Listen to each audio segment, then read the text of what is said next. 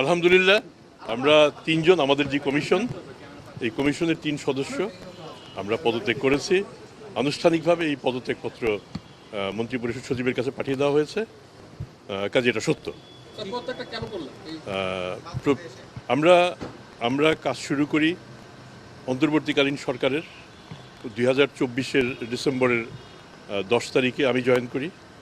Commissioner Azizi সাহেব join করেন 11 তারিখে, কমিশনার ব্রিগেডিয়ার হাসান জয়েন করেন 15 তারিখে। আমরা এই সময়টা আমরা আমাদের সাধ্যমতো দায়িত্ব পালনের চেষ্টা করেছি এবং তার অন্যতম প্রধান সাক্ষী আপনারা নিজেরাই।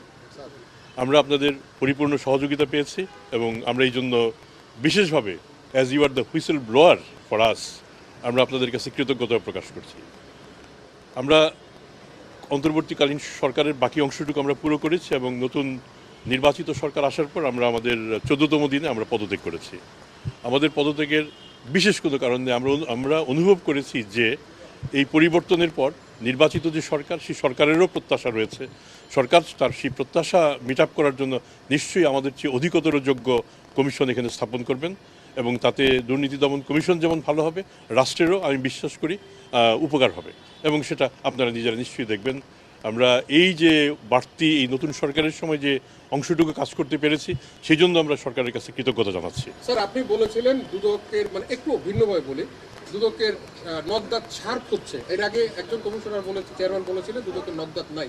আপনি এই কদিনে কি দেখেন দুদককে নকদাত? আমার এটার বিচার করার মালিক আপনারা ভালো বুঝতে পারবেন আমাদের এতদিন নকদাত ছিল কি ছিল না। এখন কি অবস্থা? এটা এখন এই অবস্থায় আপনারা আবার নতুন করে দেখবেন। আমরা যে সময়টুকু ছিলাম, যে সময়টুকু আমাদের দায়িত্ব ছিল, আমরা আমাদের দায়িত্ব পালন করার আপ্রাণ চেষ্টা করেছি এবং সেটা সাক্ষ্য আপনারাই দিচ্ছেন। সাংবিধানিক একটা পোস্ট স্যার, আপনারা চলে যাওয়াটাই ধর মেসেজ যাচ্ছে যে পলিটিক্যাল সরকার যেভাবে চাইবে সেভাবে দুদক চলবে।